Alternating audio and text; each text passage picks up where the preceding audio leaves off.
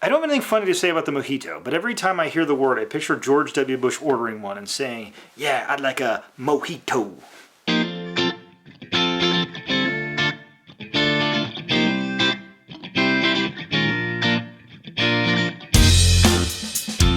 Hello and welcome to Intoxicated Masculinity. If it's Wednesday, we have a cocktail video coming at you. Today we are talking about a cocktail that I think has been ignored on this channel for a little bit too long. It's one I like a lot, and now that the weather's getting better, I think it's appropriate to talk about the mojito.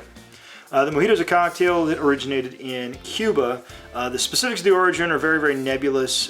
There are a lot of precursors that are sort of similar to it, but not quite it. What we do know is the first appearance of it is in a cocktail book in 1929. It is a nice, refreshing cocktail, and it comes from Cuba has a great cocktail culture, and this is one of their great. So now that we know a little bit about the origins, although clearly not much about the origins, let's go ahead and make one. And when we're going to do that, we're going to talk a little bit about rums as well. And poof, when we have some ingredients. The first thing I want to talk about is our rums. So I happen to have a bottle of Havana Club, which is actually a Cuban rum. Obviously with the somewhat murky political situation between our two countries, it's a little bit difficult to get. However, you can buy this in the UK and a lot of other places. And some places in the UK will actually ship here. So this is what I'm going to go with because I think it's probably the most appropriate. I also pulled out a rum agricole. I've heard of people using this in mojitos as well.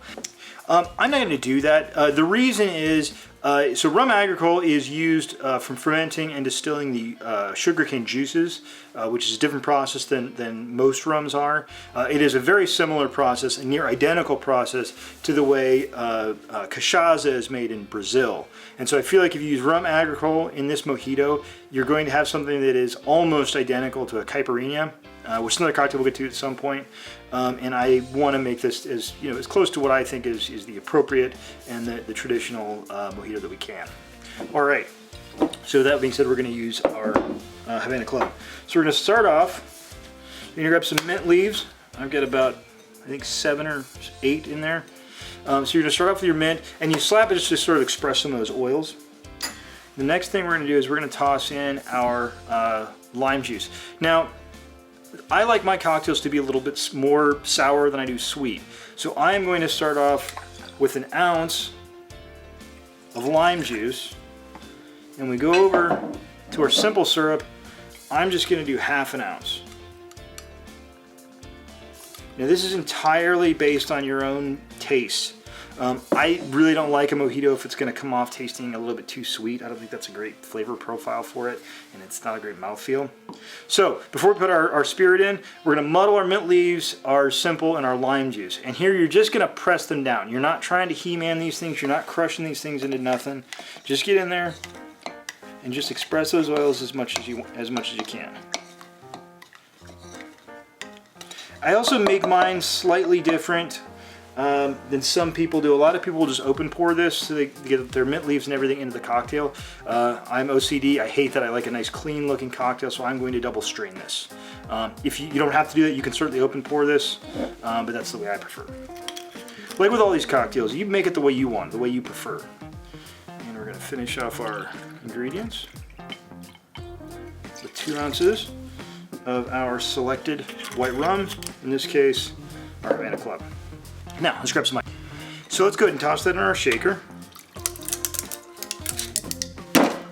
And always fill your shaker up as much as you can with ice. That's going to prevent your cocktail from getting too watered down here in the shaker.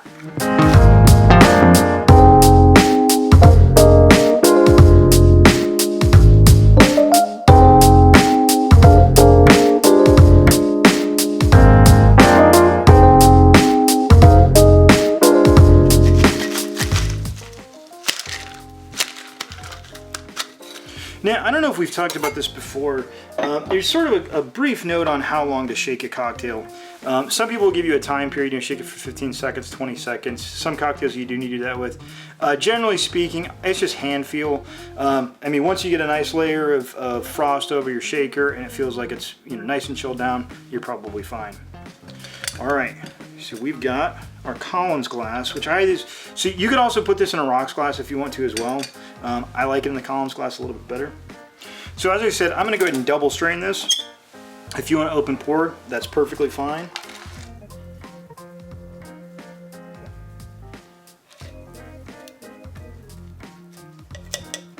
If you open pour this, there's going to be some pulp in there from the lime juice and the mint and all that. Again, there's nothing wrong with that.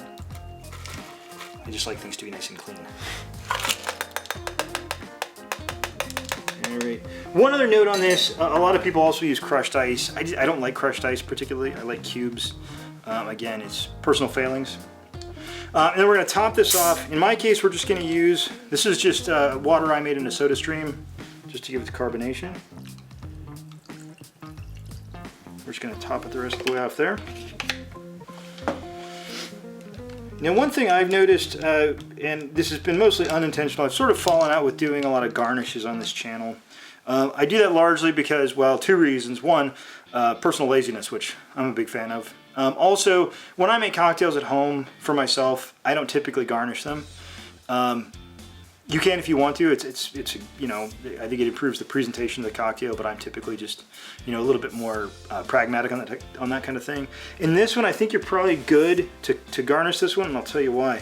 So you're just going to take your mint once again, give it a little slap to express those oils, and put this down in here. And what's nice about this is it's not just serving the purpose of garnishing the cocktail. When you go in here to taste it, you get a nose full of that mint. It really improves the experience. So there we have our classic mojito.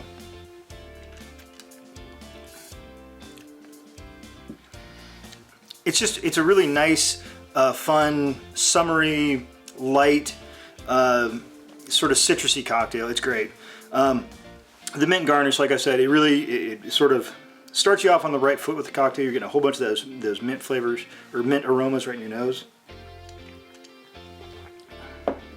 You've got a good amount of mint on the actual drink. Again, very, very balanced. So for me, this is a very balanced cocktail. I've only got a ½ ounce of simple syrup in there. If you like a more sweet beverage, you can mess with those ratios a little bit. A lot of people will go equal parts. They'll go, you know, 3/4 of an ounce of lime juice and 3/4 of an ounce of simple syrup.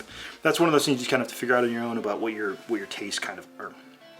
But that being said, I think this is a great cocktail, and especially as the weather hopefully keeps getting better, you'll have more excuses to drink nice summery cocktails.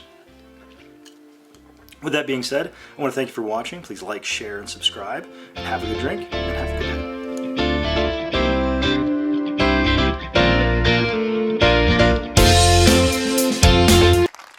Siéntese.